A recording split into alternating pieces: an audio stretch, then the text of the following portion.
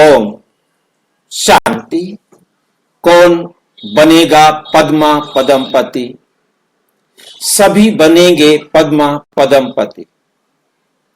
कैसे बनेंगे पद्मा पदमपति? जब हम बाबा की श्रीमत पर एक एक कर्म को अकर्म बना देंगे। अकर्म अर्थात न्यारा प्यारा कर्म, कमल फूल समान कर्म। कितने कर सकेंगे? जितना हमें बाबा का ज्ञान स्पष्ट होगा। आज हम सूक्ष्म वतन, ब्रह्मलोक और तीनों लोकों के बारे में जानने के लिए इस नए चैप्टर में प्रवेश कर रहे हैं। आज का विषय है ब्रह्मलोक और सूक्ष्म वतन।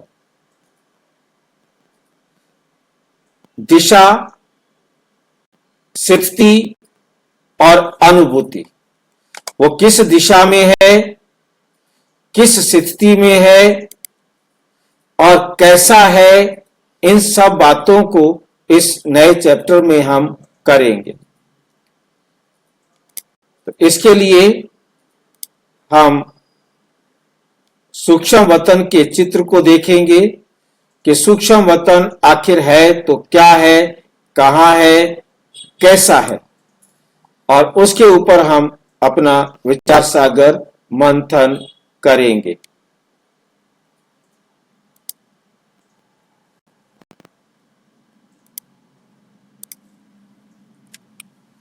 सबसे पहले आता है हमारे पास भूमिका। मनुष्य के आध्यात्मिक चिंतन में ये प्रश्न सदैव आता है। क्या है ये प्रश्न? कि ये सूक्ष्म वतन या ब्रह्मलोक जहां हम आत्माएं रहती हैं, जहां सूक्ष्म लोक में हम आत्माएं पाठ बजाती हैं, वो क्या है, कैसा है, इसके बारे में हम जानने का प्रयास करेंगे।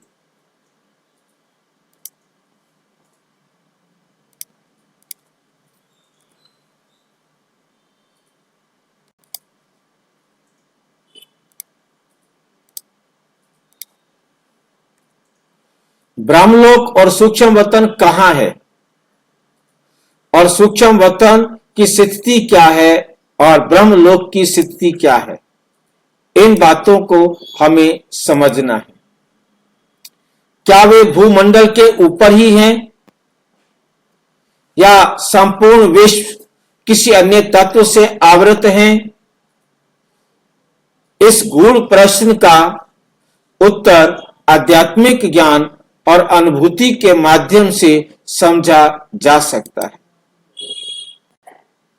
आध्यात्मिक ज्ञान में हमें इसका जो चित्र है वो हम देख रहे हैं। यहां पर ये चित्र बना हुआ है 3 लोकों का।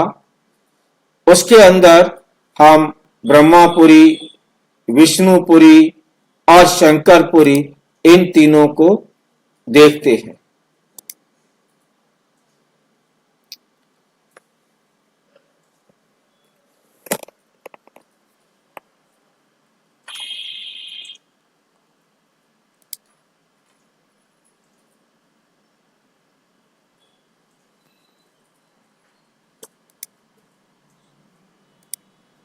ये आप देख रहे हैं ब्रह्मापुरी, विष्णुपुरी और शंकरपुरी। ये तीनों पुरियां यहां पर है।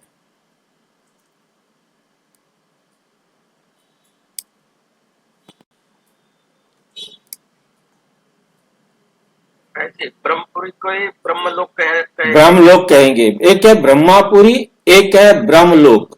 इन दोनों में भी हम अंतर को समझेंगे। ये है ब्रह्मलोक। ये 3 लोक का चित्र है। यह हम ब्रह्मलोक को देख रहे हैं। ये ब्रह्मलोक मीन्स जहां हम आत्माएं रहती हैं। ब्रह्मलोक का मतलब है कि जहां हम आत्माएं रहती हैं।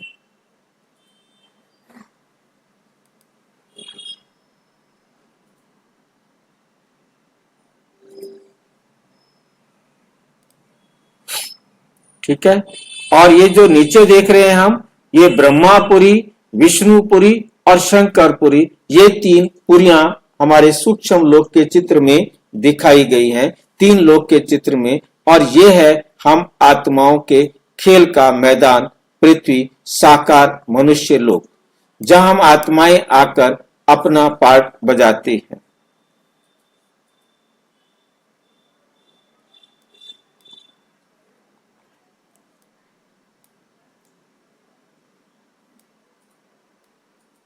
ठीक है। अभी हम इसके बारे में स्टेप बाय स्टेप समझने का प्रयास करेंगे।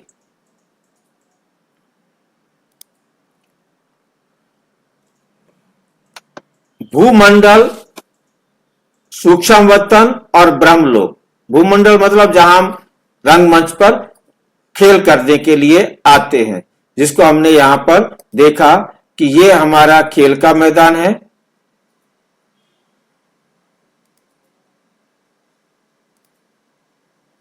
और उसके बाद ऊपर ये जो है ना हमारा सूक्ष्म लोक है, और ये हमारा ब्रह्मलोक है।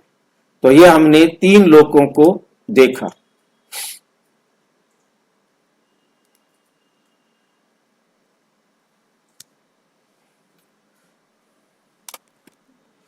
भूमंडल और आकाश तत्व, ये भौतिक जगत जिसे भूलोक या पृथ्वी कहते हैं, आकाश तत्व से घिरा हुआ है।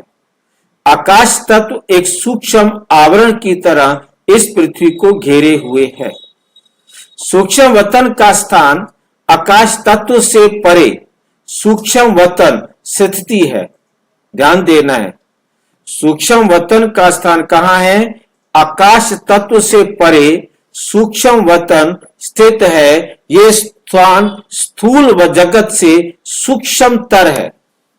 सूक्ष्मतर समझते हैं, बहुत ज्यादा सूक्ष्म है। और यहां आत्माओं का सूक्ष्म अनुभव संभव है। सूक्ष्म वतन एक मध्यवर्ती क्षेत्र है जो स्थूल से परे लेकिन परम धाम से नीचे है। समझ में आ रहे हैं?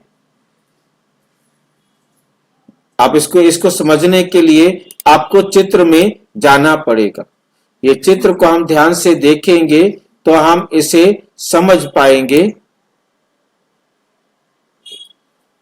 ये है हम आत्माओं का परम धाम, जो लाल रंग में हम देख रहे हैं।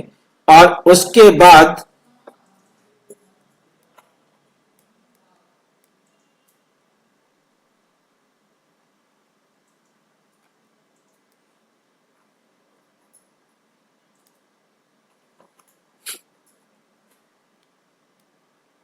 इस परम धाम से नीचे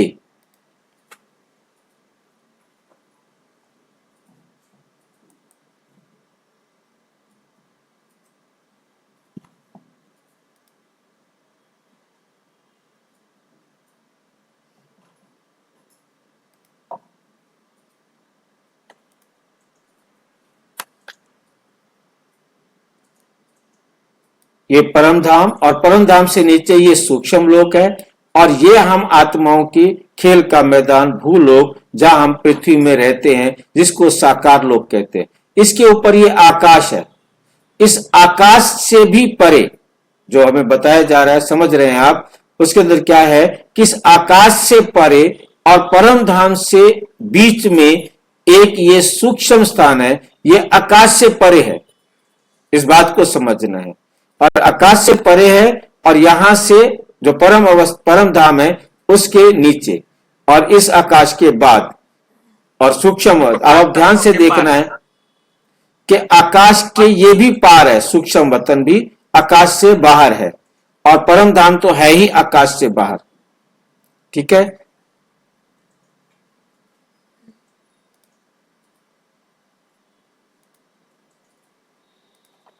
परम धाम से नीचे और आकाश से बाहर है।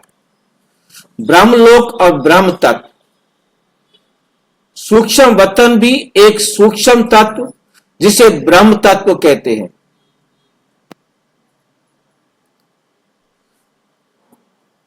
से आवृत है। इसे ही ब्रह्मलोक कहा जाता है। ब्रह्मलोक अनंत और असीम है, जो स्थूल और सूक्ष्म दोनों से परे एक दिव्य क्षेत्र है। समझ में आ रहा है? सूक्ष्म से भी परे, स्थूल से भी परे, और उसके लिए जो शब्द प्रयोग किया गया है अनंत और असीम। अनंत और असीम, ये अनंत और असीम कौन सा होना चाहिए? उनकी समझ में जो आया हो वो उनकी समझ में आया, परंतु हमारी समझ में क्या आ रहा है उसको हमने ध्यान से समझना है। उनकी समझ में आ रहा है कि ब्रह्मलोक इतना अनंत, इतना बड़ा है। सीमा माने होता है हद, और असीम माने हो गया बेहद, बेहद होता है।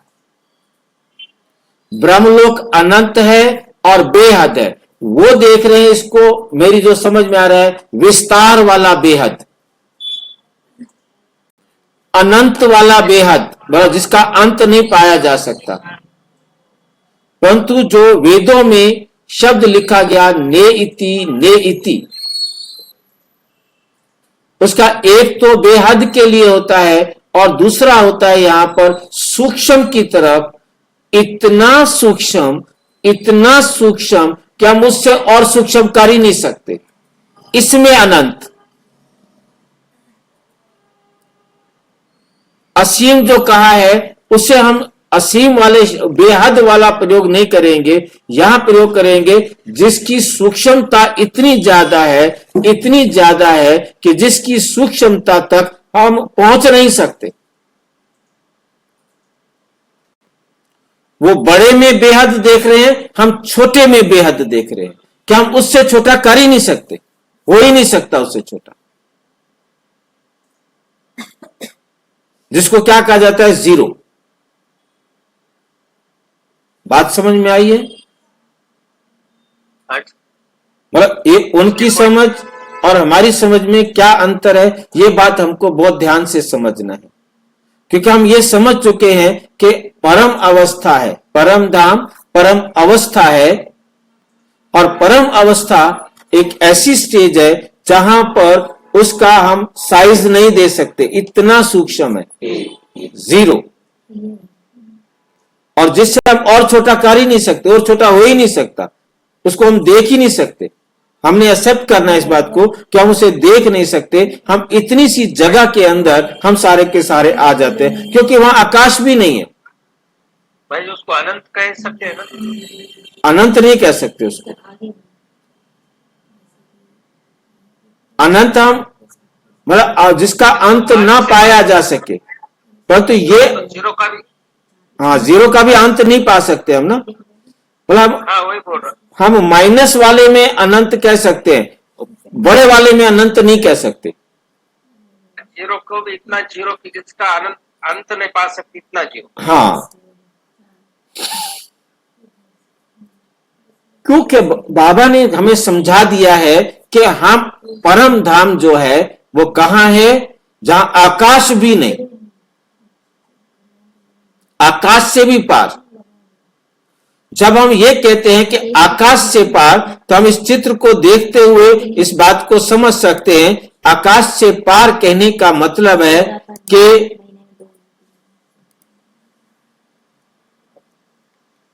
तत्वों से पार। ये जो हमारी जो पृथ्वी है, ये हम पृथ्वी को देख रहे हैं, ठीक है नहीं? ये पृथ्वी जो हम देख रहे हैं यहां पर साकार मनुष्य लोग, ठीक है नहीं? इस पृथ्वी के चारों तरफ किधर कहेंगे वो है परम धाम है। अब ये पृथ्वी हमारे बीच में है। अब यदि यहां पर खड़ा हूं तो परम धाम यदि ऊपर की तरफ है तो इधर है परम धाम। अब थोड़ी देर बाद ये पृथ्वी जो है घूमेगी, पृथ्वी ने अपनी धुरी पर घूमना है ना।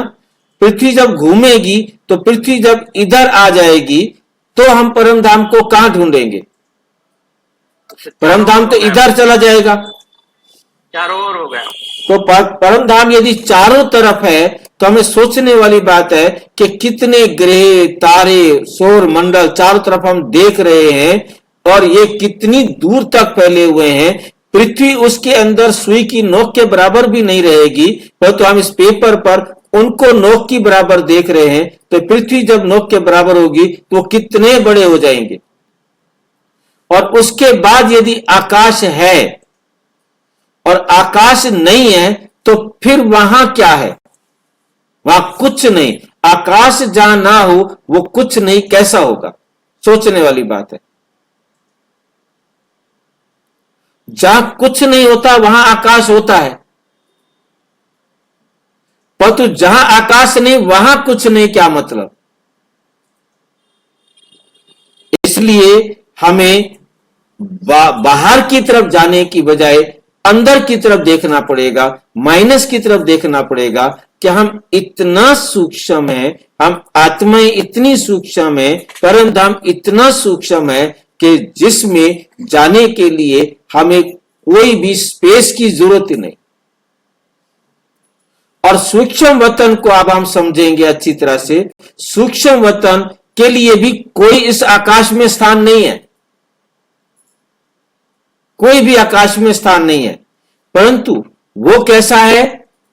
वो भी जहां भी चाहे वो आकृति बना सकता है, वो लाइट की आकृति बनेगी, परंतु जो देखना चाहेगा, जिसके पाठ में उसको देखना होगा ड्रामा में, केवल वो उसे देखेगा, परंतु वो होगी नहीं, वो होगी नहीं। उसे देख तो सकते हैं परंतु वो होगी नहीं। जैसे सपने में हमने जो कुछ भी देखा हमें दिखाई दिया, परंतु वो था नहीं, है नहीं, था भी नहीं, है भी नहीं। इसी प्रकार से जो हमने ध्यान में देखा, सूक्ष्म लोक में देखा, जो सूक्ष्म अवस्था में देखा, तो वो जाने वाली आत्मा ने देखा और दिखाने वाले परमात्मा ने दिखाया। कहां दिखाया? ना उसके बाद है ना उससे पहले था। देखने वाले ने देखा, दिखाने वाले ने दिखाया, उसके बाद कुछ भी नहीं। यह हमारा प्रैक्टिकल अनुभव है। सपना मैंने देखा, जिनको मैंने देखा वो थे ही नहीं, वो है ही नहीं। भाई सूक्ष्म में देखा सपना, ये कभी? हाँ, वो कितना सूक्ष्म है उसके लिए कोई भी वो सूक्ष्म कितना सूक्ष्म है कि हम आत्मा को तो देख ही नहीं सकते, वो तो सपने को देख तो सकते नहीं। लाइक समझे बात को। बाकी दोनों के लिए स्थान नहीं है कोई।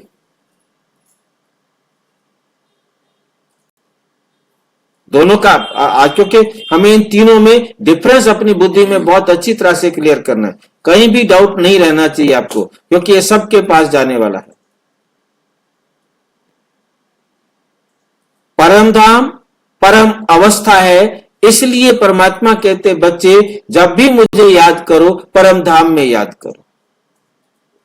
परम धाम कोई भी, ये हमने केवल ये जो चित्र बनाया, आगे हम प्रश्न आएगा, आगे हम इन चित्रों के बारे में चर्चा करेंगे, परंतु अभी ये जो चित्र है ये केवल पहली क्लास का कायदा है, जहां केवल समझाया गया है कि सबसे ऊपर परमपिता परमात्मा, फिर ब्रह्मा विष्णु क्या बोलते लक्ष्मी नारायण की आत्मा या ब्रह्मा सरस्वती की आत्मा, फिर 9,33 करोड़ देवी देवताओं की आत्माएं, फिर सारे संसार के धर्मों पिताएं, और फिर उस धर्म पिता की लाइन में बैठी हुई सारी आत्माएं।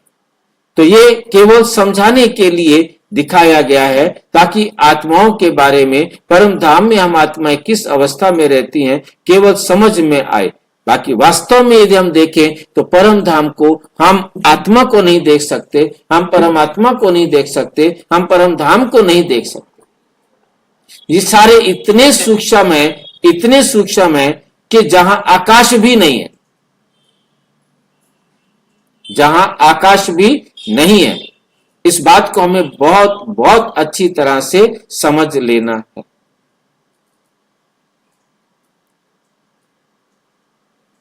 तो परमपिता परमा, हाँ जी, जैसे ब्रह्मा विष्णु शंकर को भी उड़ा दिया, समझो नहीं रखा, वो है ही नहीं बोल दिया, उस तरह से परम धाम भी कहीं है नहीं।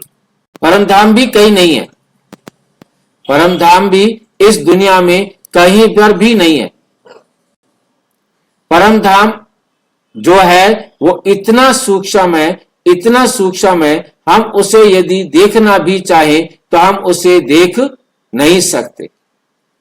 भाई जी, हाँ जी, आत्माओं का अस्तित्व भी तो उनके सूक्ष्म शरीर किसी का आधार लेके या स्थूल शरीर का आधार लेके तभी पता चलता है। तभी पता चलता है उनके बारे में, आत्माओं के बारे में भी। जब किसी स्थूल शरीर या सूक्ष्म शरीर का आधार लेती है पाठ बजाने के लिए, तभी पता चलता है। हाँ, बस सूक्ष्म शरीर नहीं समझ में आपका क्या, किसकी बात कर रहे हो आप? अब आत्माओं के बारे में, हाँ, अगर वो जब तक किसी का स्थूल शरीर या सूक्ष्म शरीर नहीं ले तो उनके बारे में भी पता नहीं चल पाता है। केवल उनको तो दिखाई दे सकते हैं ना, जिसको दिखाना है, जिसको दिखना है। वो भी स्थूल शरीर लेंगे तभी तो। वो स्थूल शरीर लेंगे तभी तो देखेंगे। हाँ जी, भाई जी, आत्मा का अस्तित्व दिखाई देता है तो शरीर के आधार पर दिखाई देता है, ऐसा बता रहे हो? हाँ जी, हाँ जी, उनको अस्तित्व के लिए मतलब शरीर का हीरा आधार लेना प्यारा पड़ता आत्मा है। तो दिखाई नहीं देता ना। आत्मा दिखाई नहीं देती, परंतु आत्मा को दिखाई देने के लिए या तो सूक्ष्म शरीर लेना होगा और या फिर या स्थूल शरीर। या फिर स्थूल शरीर लेना होगा, क्योंकि दोनों में से एक शरीर तो उसको चाहिए। हाँ जी, नहीं तो इन सूक्ष्म आंखों से तो देखा ही नहीं जा सकता। हाँ, वरना उसे हम इन आंखों से देखना चाहें तो देख नहीं सकते हैं। इन आंखों से देखना चाहें तो देख नहीं सकते हैं जी। शरीर भी छोड़ दिए, अनुभव आत्मा कर भी तो भी सकते देख हैं नहीं भाई सकते। जी, सिर्फ अनुभव। सिर्फ अनुभव भी कर सकते तो शरीर द्वारा ही कर सकते। अनुभव भी करेंगे तो शरीर के द्वारा करेंगे। तो आत्मा को भी देख नहीं सकती, उसका उसका उसका ही हो जाता है उसमें। देखो, मतलब पहली बात हमें याद रखनी है कि आत्मा दिखाई नहीं देती और सूक्ष्म शरीर दिखाई देता है केवल और केवल ड्रामा अनुसार जिसने देखना है उसको। कोई इसको दिखाने के लिए परमात्मा भी जब दिखाते हैं तो परमात्मा भी ड्रामा अनुसार सूक्ष्म वतन में संदेश देना होता है तो देते हैं। सूक्ष्म वतन कोई ऊपर एक ऐसी स्पॉट नहीं है, एक ऐसी जगह नहीं है कि जहां पर जाने के बाद हम सोचे कि भी है ना हम सूक्ष्म वतन में पहुंच गए, ठीक है नहीं, ऐसी कोई जगह नहीं है। परंतु हमने, भाई जी, हाँ जी, तो भाई जी ये जो सॉफ्टवेयर रहता है ना, उसके जैसे ही कह सकते हैं आत्मा को। जैसे सॉफ्टवेयर में भी आप बोलते हो, सॉफ्टवेयर में होता है प्रोग्राम, वो भी भाई जी, दिखाई देता नहीं। सॉफ्टवेयर जो होता है वो दिखाई देता है, उसको हम कंट्रोल करते हैं, उसको हम चेक कर सकते हैं। सॉफ्टवेयर मैं आपको दे दूं, आप दूसरे को दे दें, वो काम करेगा। ये सॉफ्टवेयर से भी सॉफ्टवेयर का बाप है। ये उसमें रिकॉर्ड है जिसको हम नहीं देख सकते। आत्मा में सॉफ्टवेयर वो जो सारा जो 5000 साल की रिकॉर्डिंग है वो उस आत्मा के अंदर रिकॉर्डिंग है, जिसको हम छूना तो दूर, पकड़ना तो दूर, देख ही नहीं सकते। उसके अंदर रिकॉर्डिंग है। वो सॉफ्टवेयर तो किसी ना किसी मतलब डिस्क के अंदर होगा। उसको हम ऐड भी कर सकते हैं, डिलीट भी कर सकते हैं, एडिट भी कर सकते हैं, कट भी कर सकते हैं, क्या नहीं कर सकते उसके साथ। परंतु ये वो आत्मा इतनी सूक्ष्म है जिसके अंदर हम उसे देखना चाहे तो देख नहीं सकते, क्योंकि इसको समझने के लिए, क्योंकि परम धाम को समझना है तो उसके लिए हद और बेहद का मतलब हमें बहुत अच्छी तरह से समझना है। जो पूरे से कम हो, चाहे वो 100 है, चाहे वो 100 में से 1 या 99, ये दोनों को दोनों क्या है, हद है। ये दोनों को देने क्या होंगे, हद होंगे। ये बात समझ में आई आपको? हाँ जी, नहीं आई समझ में? देखिए, हद को समझने के लिए बहुत ध्यान से समझना है। हद क्या होता है और बेहद क्या होता है। बाबा कहते मैं हद और बेहद से पार हूं। ये हद क्या है, जैसे 100 है, 100 में से एक भी हद है, क्योंकि इसके बाद 99 बचे हुए हैं। लाइन समझे बात को। और 99 यदि 99 है तो भी हद है कि उसके बाद एक और बचा हुआ है। जिसके बाद कुछ भी बच जाए उसे हद कहा जाता है, और जिसके बाद कुछ ना बचे उसे बेहद कहा जाता है। इसमें किसी को कोई डाउट हो तो बताओ। जिसका मतलब होता है, इसलिए बेहद कहा जाता है संपूर्ण को। जी 100 के अंदर पूरे हद में आ गए, 100 के पार चले गए तो बेहद। पार नहीं जा सकते हो, 100 के बाद भी नहीं जा सकते हो। 100 भाई। 100 का मतलब 100 बस, कंप्लीट। मतलब संपूर्ण। हाँ, 101 नहीं कर सकते आप। समझ में आया। बेहद का मतलब है कंप्लीट, संपूर्ण। अब इसके बाद हद और बेहद के पार कहां है परम धाम। ये सूरज, चांद, तारे और उनके चारों तरफ ये हमारे ग्रह, उपग्रह, उन सब के भी पार कहां होगा। सबसे तेज है प्रकाश की गति, और आत्मा इस ब्रह्मांड के प्रकाश से सूक्ष्म और तेज है। अब समझ में आया। सबसे तेज गति है प्रकाश की, ठीक नहीं। प्रकाश की गति के साथ उसको देखा जाता है, और उसकी गति को भी साइंस ने नाप लिया कि इससे तेज गति और कुछ नहीं हो सकती। और उस तेज गति के अंदर भी हम किसको नापेंगे। तेज गति से भी ज्यादा तेज है आत्मा। हाँ, आत्मा की गति जो है ना बहुत तेज है, जिसको हम किसी से भी नाप नहीं सकते। आत्मा इस ब्रह्मांड के प्रकाश से सूक्ष्म और तेज है। सूक्ष्म भी है और तेज भी है, जिसको आज तक कोई भी सूक्ष्मदर्शी यंत्र के द्वारा नापा नहीं गया है। रुद्र, शिव शून्य कहा जाता है।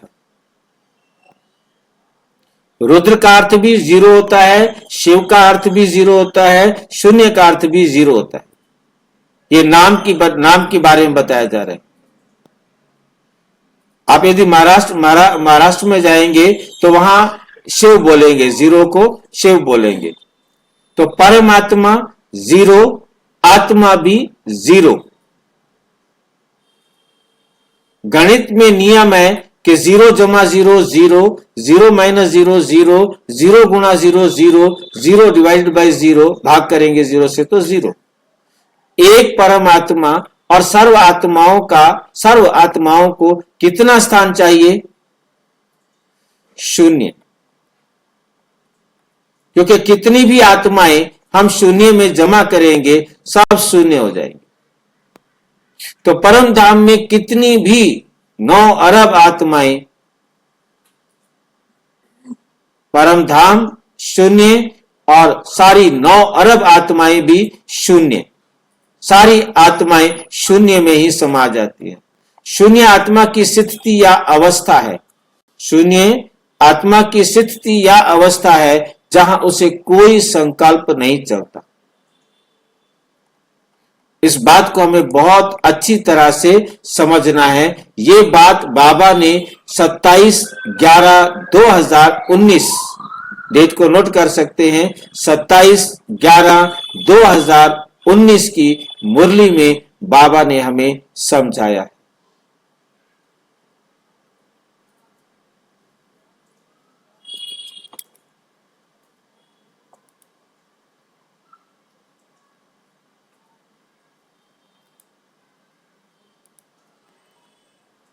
तो हमें समझ में आया ब्रह्मलोक अनंत और असीम है, जो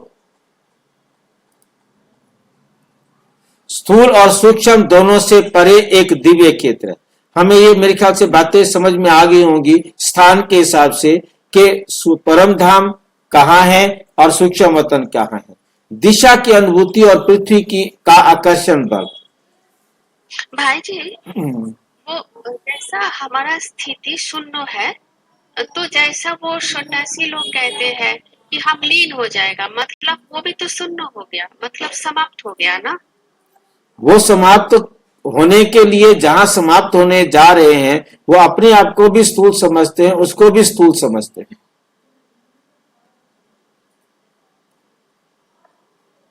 शून्य तो पहुंचना चाहते हैं कि शून्य तक, शून्य जाना है, शून्य होना है, शून्य होना है। तो शून्य होना है, शून्य क्या होता है ये उन बेचारों को नहीं पता। उन्होंने कहीं ना कहीं पढ़ा है, कहीं ना कहीं सुना है, परंतु पता नहीं है। जी। दिशा की अनुभूति और पृथ्वी का आकर्षण बल। मनुष्य जब भी किसी उच्चतर लोक की कल्पना करता है तो उसकी स्मृति की उड़ान स्वाभाविक रूप से ऊपर की ओर जाती है।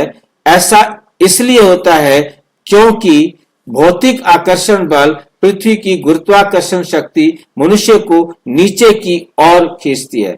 इसलिए जब वह किसी उच्च अवस्था की कल्पना करता है तो उसकी धारणा व ओदर दिशा स्वाभाविक रूप से उभरती है, यह भी ऊपर की तरफ होगा। आध्यात्मिक अनुभूति, ध्यान साधना और आध्यात्मिक जागरूकता में, इसको मैं पहले पिछले पॉइंट को हम क्लियर कर लें कि यहां पर क्या है कि हमारे दिमाग में रहता है। अब पृथ्वी पर हम कहीं भी खड़े हों, हम उत्तर में खड़े हों, दक्षिण में खड़े हों, पूर्व में खड़े हों, पश्चिम में खड़े हों, धरती में किसी भी जगह पर खड़े होंगे, हमारे पैर धरती की तरफ होंगे, सिर ऊपर की तरफ होगा। राइट? ये बात समझ में आई है? जी भाई जी। क्यों होगा? गुरुत्वाकर्षण के कारण। पृथ्वी का गुरुत्वाकर्षण हमें खींच रहा है और हमने अपने आप को इस प्रकार से सेट किया है कि हमने पैरों के बल इधर ऊपर की तरफ जाना है, खड़ा होना है। यह हमने अपने अभ्यास से सीखा है। अब यदि कोई अभ्यास से यह सीख ले कि मुझे उल्टा खड़ा होना है तो वो उल्टा भी खड़ा होगा, उल्टा भी चलेगा। हाथों से चलने लग जाए तो चल सकता है, पर तो उसका अभ्यास चाहिए। हम कंफर्टेबल इस अवस्था में हैं, इसलिए हम इस प्रकार से खड़े होते हैं।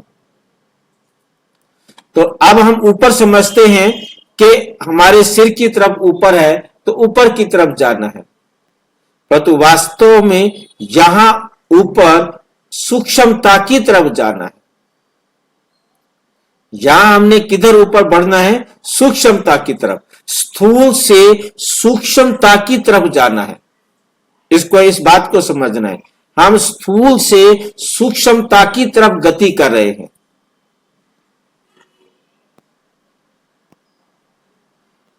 स्थूल जैसे हमें समझ लो कि एक जीरो हमने लिखा है, वो दिखाई दे रहा है, उससे छोटा, उससे छोटा, उससे छोटा, उससे छोटा, उससे छोटा।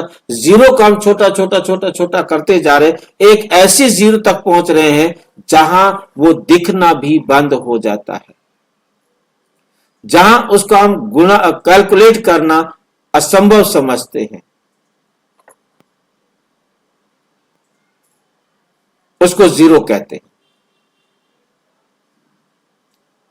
जहां तक हम उसे नाप पा रहे हैं वहां तक वो स्थूल है, और जैसे ही उसको नापना हमारा असंभव हो गया, उससे भी सूक्ष्म हो गया, तो वो सूक्ष्म परम अवस्था है जिसको हम देख नहीं सकते, जिसको हम पकड़ नहीं सकते, परंतु ये नहीं कहना कि वो है नहीं, वो है। उसे निराकार कहा है, परंतु निराकार का अर्थ ये नहीं लेना कि उसका आकार नहीं है। उसका आकार है, परंतु हम उस आकार को बनाने में असमर्थ, ड्रॉ करने में असमर्थ। ये बात हमने समझनी और समझानी। तो ये सूक्ष्मता की तरफ जाना है। ऊंचाई किधर है? जितना हम सूक्ष्मता की तरफ जा रहे हैं उतना हमारी अवस्था ऊंची होती जा रही है। और स्थूल की तरफ जाएंगे तो कितना बड़ा करे, जैसे उन्होंने एग्जांपल दिया है उसके अनुसार हम स्थूल में कितना बड़ा बड़ा बड़ा बड़ा बड़ा बड़ा, इतना बड़ा कि जिसको हम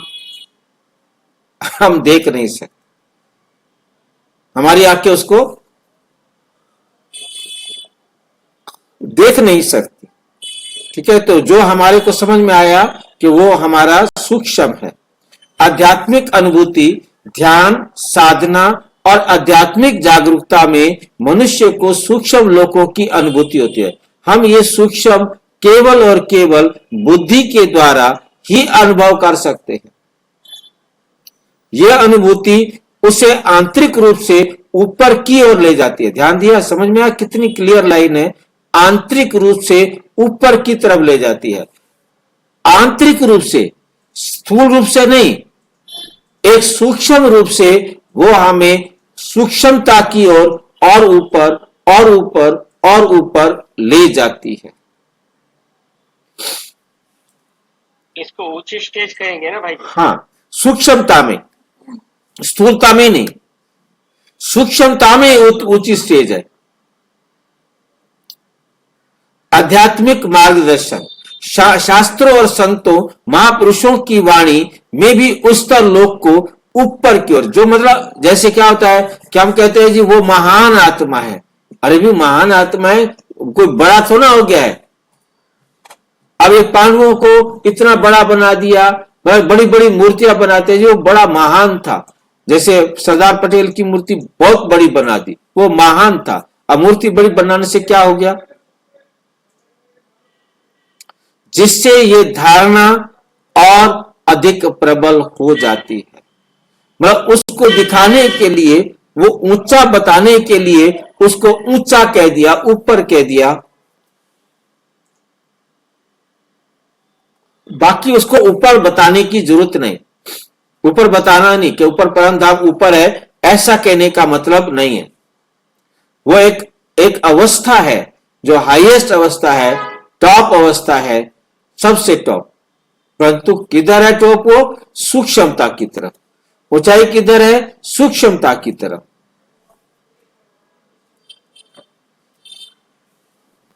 इसके लिए मैं एक छोटा सा एग्जांपल आपको समझाना चाहूंगा, जो आपको समझने में और दूसरों को समझाने में बहुत इजी रहेगा। उसे हम कहते हैं होम्योपैथिक मेडिसिन में इसको गोल्ड मेडल मिला। जो अपना होम्योपैथिक मेडिसिन के एक डॉक्टर थे, मुझे नाम उसका याद नहीं है, उनको गोल्ड मेडल इस बात पर मिला था, वो बात मैं आपको बता रहा हूं कि एटम को भी हम टुकड़े कर सकते हैं। जब तक साइंस ये मानती थी कि एटम एक ऐसी स्टेज है कि एटम को हम टुकड़े नहीं कर सकते, इतना सूक्ष्म रूप किसी भी तत्व का सूक्ष्म रूप, उसको जो है नाम एटम कहते हैं, जिसके बाद उसके टुकड़े ना किए जा सके। और उस साइंटिस्ट ने, वो होम्योपैथिक के डॉक्टर थे, उन्होंने सिद्ध किया, प्रूव किया कि हम एटम के भी टुकड़े कर सकते हैं। और कितने टुकड़े कर सकते हैं ये मैं आपको उस फार्मूले में समझा, होम्योपैथिक मेडिसिन का जो बनाने का फार्मूला है वो मैं आपको समझा रहा हूं, तो आप इस बात को समझ जाएंगे। आपने यदि होम्योपैथिक मेडिसिन को लेने के लिए जाएंगे, आप उन्हें कहेंगे कि हमें मेडिसिन मदर टिंचर में चाहिए, तो आपको नेचुरल मिलेगी। जैसे मान लो कि आपने सोने का लेना है, तो सोने को उन्होंने लिक्विड बना दिया है। सोने का उन्होंने सोने की मेडिसिन बनती है, और उसको जो है ना मतलब लिक्विड बना दिया है कि जिसमें वो एटम अवेलेबल है। समझ गए बात को? अब यदि आप कैसे मदर टीचर मीन्स प्योर अवस्था में सोने का जो सबसे जो सूक्ष्म रूप है वो वहां अवेलेबल है। अब यदि आप उसे कहते हैं कि मुझे जो है ना सोने वाली दवाई जो है ना वो किसमें चाहिए, 10 में चाहिए, तो क्या करेंगे कि 1 ड्रॉप मदर टिंचर को लेंगे और उसमें 10 ड्रॉप जो है ना अल्कोहल मिक्स करेंगे, 1 ड्रॉप 10 अल्कोहल, और उसको बहुत तेज मशीन में घुमाएंगे, और वो जो है गोल्ड की जो दवाई है वो किसमें बन गई है, वो जो मेडिसिन है, एक्चुअल मेडिसिन है, वो 10 गुना पावरफुल बन गई है। अब आप कहते हैं 30, तो 1 ड्रॉप में 30 ड्रॉप अल्कोहल मिलाएंगे, 1 ड्रॉप को 30 में, तो और पावरफुल हो गई। तो आप समझिए कि गोल्ड को हमने 30 पीसेस में डिवाइड कर दिया, 1 एटम को 30 पीस में डिवाइड कर दिया। इसी प्रकार 100 कहेंगे तो 100 की पोटेंसी में कहेंगे तो वो 1 ड्रॉप अल्कोहल और 1 ड्रॉप जो है ना उसके अंदर क्या बोलते हैं वो दवाई होगी, और वो उसको क्या करेंगे, एक एटम को 100 में डिवाइड कर देंगे, 200 को आप समझ गए, इसी प्रकार 1000, इसी प्रकार सीएम लिखा जाता है 1 लाख। एक एटम को उसने 1 लाख में डिवाइड करके दिया, और जब जितनी मेडिसिन कम और जितना उसको बारीक किया जाता है उतनी वो पावरफुल होती है, उतना फास्ट जो है ना हमारे बॉडी पर उसका असर होता है, इतनी फास्ट होती है। अब आप समझ सकते हैं कि हमने 1 एटम को किस में डिवाइड कर दिया है, 1 सीएम, 1 लाख में। 1 लाख नहीं, 1 लाख से भी ज्यादा, 1 लाख तो मतलब मिलियन होता है, सीएम हो गया। मतलब आप मोटे रूप से समझ जाइए कि मैंने भी इस मेडिसिन को प्रूव किया, मैंने अपने लाइफ पर देखा कि मैंने देखा कि मेरी एलर्जी जो है ना ठीक नहीं हो रही थी, और उसमें कहा गया कि आप 1 लाख की पोटेंसी में लो। मैंने उसे 1 लाख की पोटेंसी में लिया, 15-20 मिनट में मेरी बॉडी से जो है ना वो फूट करके निकलना, बहना शुरू हो गया, मेरे लिए चलना मुश्किल हो गया, और एकदम ऐसे बह रहा था सारा का सारा जैसे कि ना नलका खुल गया हो, और सारा का पस बाहर से निकल निकल करके बहना शुरू हो गया। 15-20 मिनट, इतना फास्ट जो है ना वो असर करता है। मतलब मेरा समझाने का मतलब आपको कि कितना सूक्ष्म करते जाएंगे वो उतना पावरफुल होता जाएगा। तो हम आत्मा भी इतना सूक्ष्म और कितनी पावरफुल है यह हम समझ सकते। तो मुझे याद आया तो मैंने इसलिए ये फार्मूला आपको समझाने की कोशिश किया। मतलब कोई भी मेडिसिन, किसी भी जो होम्योपैथी की जितनी भी मेडिसिन है, उन सब को बनाने का एक ही फार्मूला है कि उसके 1 एटम को जितना तेज असर करने वाली दवाई बनानी है उतना उसको सूक्ष्म बनाया जाएगा। समझ गए? तो हम जो मदर फॉर्म में रहता है तो उसको हिसाब से मदर फॉर्म में बना जाता हाँ, जैसे आप समझ लीजिए कोई भी दवाई है, कोई भी दवाई, चाहे तांबा है, चाहे कोई सही दवाइयां बनती है, तांबे की भी दवाई है, सोने की भी दवाई है, चांदी की भी दवाई है, या हम मेडिसिन ले ले, या सांप के जहर को ले ले, या हम जैसे ना, या हमारे को चेचक का जो टीका लगाया जाता है ना, चेचक का टीका आप आसान समझ सकते हैं। काऊ को चेचक किया जाता है, स्मॉल पॉक्स, गाय के पस को लिया जाता है। जब उसको क्या हो गया, चेचक हो गया है, तो गाय को चेचक करके उसके पस से ये मेडिसिन बनाई जाती है। अब उस पस की 1 ड्रॉप को मतलब 10 में डालेंगे, 100 में डालेंगे, 1000 में डालेंगे, लाख में डालेंगे, 1 ड्रॉप। अब सोचिए कि 1 ड्रॉप को जब हमने लाख गुना अल्कोहल में मिक्स किया तो उसका क्या असर रहा होगा। स्थूल दुनिया में दवाई देते हैं तो ज्यादा देते हैं, परंतु इसमें होम्योपैथी में दवाई देते हैं तो माइनस में देते हैं। अब वही होम्योपैथिक में ज्यादातर दवाई लिक्विड में मिलती है। लिक्विड में मिलती है, भले लिक्विड में मिलने का कारण आप समझ है ना, या लिक्विड को गोलियों में ट्रांसफर कर दिया जाता है तो गोलियां मिलती हैं या लिक्विड मिलता है, क्योंकि वहां इतना हाँ ये सारा ये लिक्विड अल्कोहल होता है और कुछ नहीं होता। लिक्विड जो है वो अल्कोहल होता है। अल्कोहल जो है ना उसको मतलब बांटने में हेल्प करता है, और इसको मशीनों के अंदर बहुत विगोरसली मूव किया जाता है ताकि इसके टुकड़े टुकड़े टुकड़े टुकड़े टुकड़े हो जाए। मशीन के अंदर उसको बहुत तेज से मिक्स किया जाता है। अगर इसकी गोलियां भी ली जाए ना तो बहुत बारीक बारीक होती है। यहाँ पर हमें जो चर्चा करनी थी वो बात मैं समझता हूं कि आपको समझ में आ गई होगी। तो आत्मा भी इतनी सूक्ष्म अति सूक्ष्म है, इसलिए आत्मा बहुत बहुत बहुत पावरफुल है। ठीक है कि नहीं? निष्कर्ष इस प्रकार भले ही सूक्ष्म वतन और ब्रह्मलोक चारों ओर फैले हुए हैं, फिर भी पृथ्वी के आकर्षण और मनुष्य की अनुभूति के कारण उन्हें ऊपर की ओर महसूस किया जाता है। ये कहीं भी हो सकता है, इसको कहीं भी ऊपर हम कह रहे हैं वो हमारे पास कहीं भी हो सकता है, क्योंकि उसको ना तो आकाश उसे पकड़ सकता है, आकाश के ऊपर उसका कोई असर नहीं है, पानी के ऊपर उसका कोई असर नहीं है, और पृथ्वी के ऊपर उसका कोई असर नहीं है। ना तो कोई तत्व उसको रोक सकता है, ना कोई तत्व उसको टच कर सकता है, जिसको हम अच्छी तरह गीता में पढ़ते आए कि अग्नि जला नहीं सकती।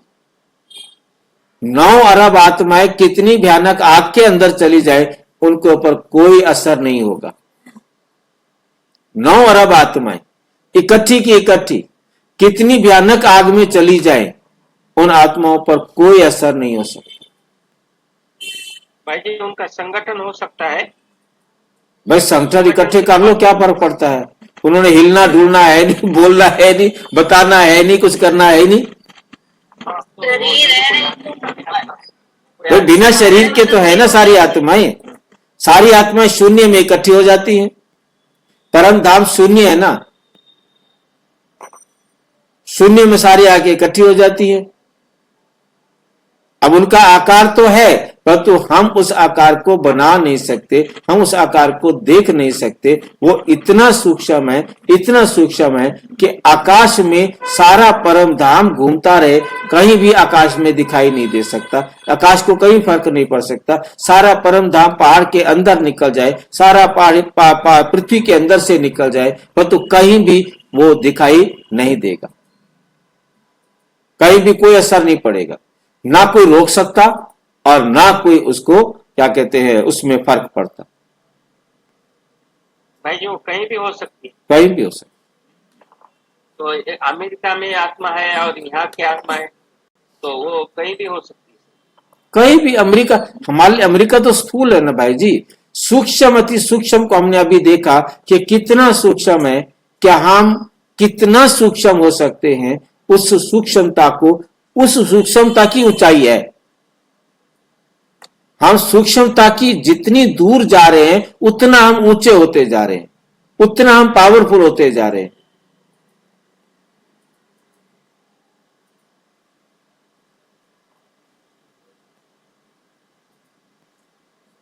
और शून्य का अर्थ है कुछ नहीं। हाँ जी, भाई जी सभी आत्मा एक जगह पे आ सकती, सभी आत्माएं एक जगह पे। हाँ, क्यों नहीं आ सकती भाई जी। ऐसी क्या बात है जो ना आ सके।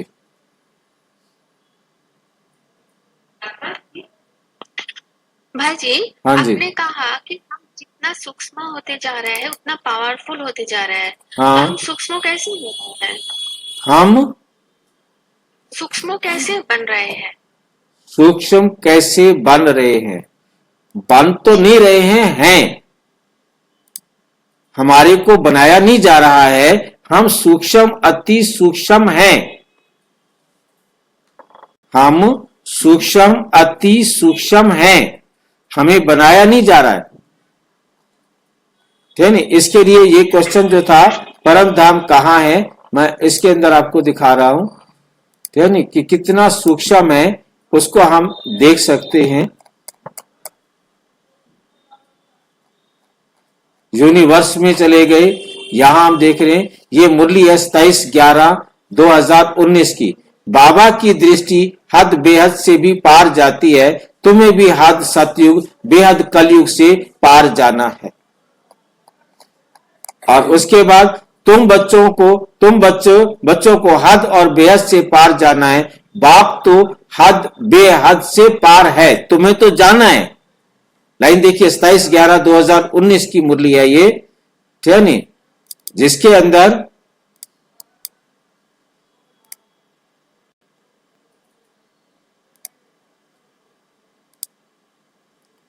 देख रहे हैं मुरली को, ठीक है नी। ये जो है ना 27/11/2019 की मुरली है, मैं आपको दिखा रहा हूं। तो इस मुरली के अंदर 27/11/2000 में तुम्हें भी हद सतयुग बेहद कलयुग से पार जाना है। ठीक है। बाबा की दृष्टि हद और बेहद से पार जाती है। और आगे हमें समझाया तुम बच्चों को हद बेहद से पार जाना है, बाप तो हद और बेहद से पार है। हमने अभी देख लिया कि हद क्या होता है और बेहद क्या होता है, ठीक है नहीं। तो हमें इन दोनों से क्या करना है, पार जाना है। एरोप्लेन में भी जाते हैं, उसमें भी इतना तेल चाहिए ना जो फिर वापस भी लौट सके। बहुत दूर तक जाते हैं परंतु बेहद में जा नहीं सकते, हद तक ही जाएंगे। तुम तो हद बेहद से पार जाते हो, परंतु वो समझते हैं हद बेहद से पार पर हमने दूरी की तरफ जाना है। परंतु आज हमें समझ में आ गया हमने दूरी की तरफ नहीं जाना, हमने तो माइनस की तरफ जाना है। सूक्ष्मतर की तरफ जाना है, सूक्ष्मतम की ओर जाना है। अंदर की तरफ बोलना पड़ेगा भाई। हाँ, ये अंदर की तरफ भी मतलब अनंत होता है और अंदर की तरफ जो है ना बेहद होता है। पहले नई दुनिया में हद है, बहुत थोड़े मनुष्य होते हैं और सतयुग कहा जाता है। तुमको समझाने वाला बाप है, जो बाप हद और बेहद से पार है और कोई समझा ना सके। रचना के आदि मध्य अंत का राज समझाते हैं, फिर कहते हैं इससे भी पार जाओ। वहां तो कुछ रहता नहीं। ये लाइन बहुत नोट करने वाली है, 27/11/2019 की मुरली में लिखी है, वहां तो कुछ भी रहता नहीं, शून्य। जीरो की भी परिभाषा यही है, जिसका कुछ मूल्य नहीं। अंत नहीं पा सकते, कहेंगे बेअंत है। अब हम उसका अंत नहीं पा सकते, कहेंगे बेअंत है। तो कितनी सूक्ष्म है, उस तरफ बेअंत है। बेअंत कहना तो सहज है, परंतु अंत का अर्थ समझना चाहिए। अंत का अर्थ समझे बिना बेअंत बाबा कहते बोल देते हैं। अब ध्यान से देखें, अंत अंत अंत के बाद बेअंत कहते इसका अर्थ नहीं समझते। अब जरा आप सोच कर देखो, आपको इसका क्या अर्थ समझ में आ रहा है? भाई जी अंत, अंत से भी अंत, अंत उसका अंत। अंत और बेअंत, इसमें इसके अंतर को समझाओ। माइक बंद करो, समझ में नहीं आ रहा। किसका माइक खुला? हाँ, अंत और बेअंत, इन दोनों के अंतर को समझाओ। अंत का अर्थ क्या है? हो गया 100 हो गया अंत। अंत का मतलब हो गया जिसके बाद कुछ नहीं। और बेअंत क्या हुआ? लिमिट से बाहर। नहीं मेरे भाई, फिर वही बात। अंत का मतलब है लास्ट। अब लास्ट के बाद तो कुछ नहीं होता ना। हाँ जी, संपूर्ण, संपूर्ण के बाद में कुछ। अंत माना संपूर्ण, सारा का सारा। और बेअंत माना जिसका कोई अंत नहीं। जिसका अंत नहीं, उसके बाद भी वो है। समझे ना बात को? जैसे आकाश है, आकाश का अंत है, भी यहां तक आकाश है। और बेअंत माना और उसके बाद, आकाश के बाद ऐसे होगा। थोड़ा पीछे लेना भाई जी मुरली को। भाई जी, भाई जी, हाँ बेअंत माना उसके बाद भी और कुछ है। हाँ, बेअंत का मतलब अभी हम उसका अंत नहीं पा सके। भाई जी, स्पेस को बेअंत कह सकते हैं क्या? स्पेस को कैसे बेअंत कहोगे? नहीं, उसका अंत थोड़ी ना है। आपको बेअंत हम अंत नहीं पा रहे, परंतु उसका अंत तो है ना।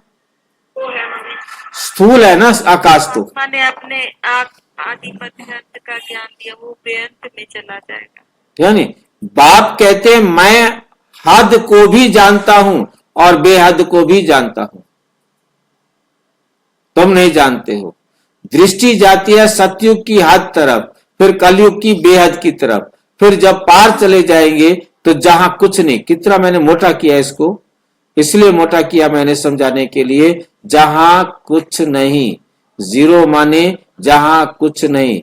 और अच्छी तरह बताया, सूर्य चांद के भी ऊपर हम जाते हैं, जहां हमारा शांति धाम स्वीट होम है। यूं तो सतयुग भी स्वीट होम है, वहां शांति भी है, राज्य भाग्य सुख भी दोनों ही है।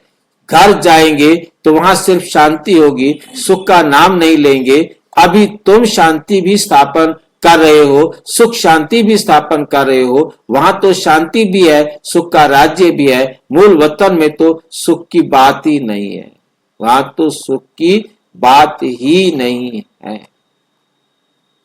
ठीक है। अब आकाश तो है, ये रहने का स्थान है। आकाश से तो कोई चीज आती नहीं, आकाश सिंहासन कहते हैं, आकाश तत्व में तुम रहते हो, बाप रहते हैं महातत्व में। ध्यान दीजिए, बहुत क्लियर लाइन दी है बाबा ने, आकाश में तुम रहते हो परंतु बाप रहते हैं महातत्व में। उसको ब्रह्म या महातत्व कहते हैं, जहां आत्माएं निवास करती हैं। बाप आया भी जरूर है, वहां से कोई तो आएगा ना। ये भी 27/11 की 19 है। ये कितना वंडरफुल मुरली है ये। बाप हद और बेहद दोनों राज समझाते हैं, उनसे पार कुछ भी नहीं। वो तुम्हारे रहने का स्थान, जिसको ब्रह्मांड भी कहते हैं। जैसे यहां तुम आकाश तत्व में बैठे हो, इनमें कुछ देखने में आता है क्या? है नहीं? तो बहुत क्लियर हमें समझना है कि हम आत्मा इतना सूक्ष्म है कि हम कहीं भी हों, हमारा कोई भी उस पर असर नहीं पड़ेगा। तो मैं समझता हूं ये आपको समझ में आ गया होगा। फिर भी कोई प्रश्न हो तो आप पूछ सकते हैं। बाल की आध्यात्मिक दृष्टिकोण से जुड़ी हुई है। जब मनुष्य ध्यान और साधना में गहराई से उतरता है तो इनको अनुभव कर सकता है और आत्मिक यात्रा कर सकता है। अच्छा, ओम शांति। और विस्तार से जानने के लिए प्रजापिता ब्रह्मा कुमारी ईश्वरीय विश्वविद्यालय के किसी भी सेवा केंद्र पर संपर्क करें। और यदि कोई प्रश्न है तो 9213106986 पर केवल टेलीग्राम करें। 9650692270 पर केवल व्हाट्सएप करें और नहीं।